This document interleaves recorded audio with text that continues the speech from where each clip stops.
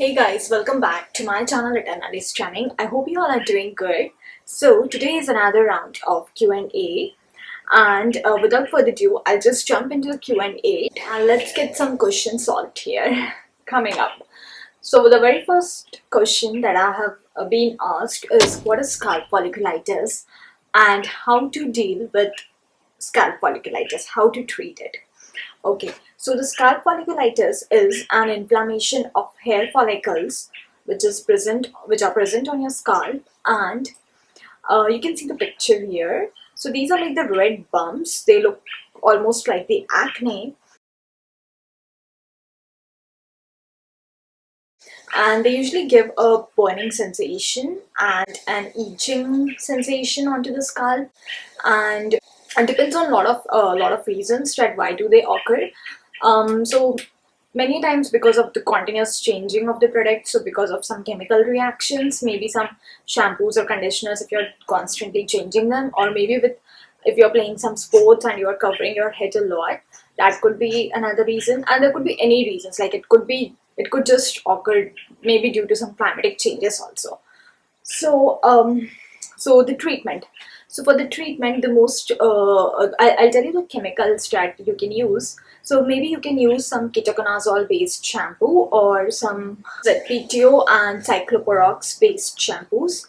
You can also use some cortisone cream, and these are the products that can really help in the treatment of scalp folliculitis or hair folliculitis.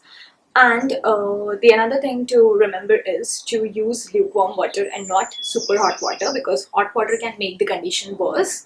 And another thing to take care is to constantly keep changing your bed sheets, because that is one of the reasons, because that this inflammation can occur. And keep changing bed sheets, keep changing your towels, keep changing your pillow covers. And also make sure that you are not covering your head for a long time. So keep if you're using some hair accessories, maybe some hair hats or caps or scarves, so make sure that you are not using them when you are suffering through hair folliculitis. And also make sure to avoid any kind of friction or maybe like itching your head or anything like that. And avoid chlorine based water. If you're someone who swims a lot, then make sure that what is the chlorine content, because if it's high, then again it will create the problem worse. If possible, then avoid hair oil, because hair oil can also lead to more severe issues with the scalp folliculitis. Okay, so the second question is, can I use 100% raw glycerin onto the face?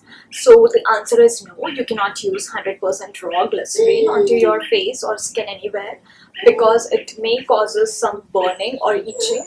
Plus, glycerin is actually a great humectant, it's a great moisturizer, but if only used with combination of other ingredients, so maybe in cream or maybe in some lotion, it will act wonderfully. But if you're using it alone as a single ingredient, then what it does is it may takes out the moisture that is present in your atmosphere, because glycerin has a tendency to take out the moisturizer and to give it to the area which has less or no moisturization. So especially if you live in an area which is like low humidity, less humidity, or which is a dry area, then what happens is it takes out the moisturizer from your skin and it gives out to the external atmosphere. So it is highly recommended to not to use this product as alone as it is onto your skin, but to mix it with some other ingredients to be applied to skin, and it will work miraculously that way. Okay, so the third question is, what are the benefits of vitamin C? So vitamin C, it is one of the beauty vitamin we all know.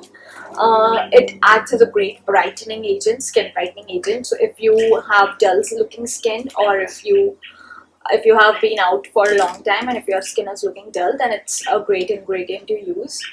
Maybe some vitamin based serum or cream. Another great property of vitamin C is it acts as an anti-wrinkle agent and as an anti-aging agent. So it works wonderfully in reducing the lines. Thirdly, it acts as a great anti-acne agent. So if you have acne, or if you have some spots or marks that are present due to acne, then it helps wonderfully to treat those spots and to treat those acne. And moreover, if you are suffering from hyperpigmentation or anything, like if you have like some pigmentation on your skin anywhere, then vitamin C is a great ingredient to deal with. Plus it also acts as a sunscreen booster. So if you have a sunscreen which has vitamin C, then it will enhance the effect of sunscreening agents, as in it will boost the SPF. So alone, I won't say that it is a great SPF or as a sun protecting factor agent, but with other sunscreening agents, it do boosts up the SPF of the product. So if you are using some sunscreen, then use some vitamin C based product along with it, maybe some serum with the sunscreen, then it will give you more sunscreen protection factor. And the fourth question is how seasonal changes affects the skin. So now skin is a very what do you say, a delicate organ of our body. So it has a direct influence on anything, like whatever you eat, your lifestyle, or the changes in the weather or seasons. So when you are, like for example, if you are moving from winter to fall, I mean from summer to fall climate or weather, then during summer the humectancy is more, the moisturization is more of the skin. And when you go to the fall weather, when you take a shift there, then what happens is the climate is usually lower and also the humidity is lower at that point of time, and so your skin goes from little like oily skin to normal skin towards a dry skin, and so then you need some external moisturization to make your skin normal. Okay, so the idea is to make the skin normal. So when you are moving from a high humidity to a lower humidity weather, you need an external moisturizer. Similarly, if you are going from a weather towards the sunny weather or the summer, then the humidity will be higher, and so for most of the people, you'll see that your skin will get more oily than that it is in the winter season. So it's really important to make changes in your skincare routine based on the climate. It's really important to follow the regime which like based on the geographical area you are living in. So if you're someone living in the coastal region where humidity is usually high, then you may not need that much of moisturization in comparison to if you are living somewhere in the dry or deserted area.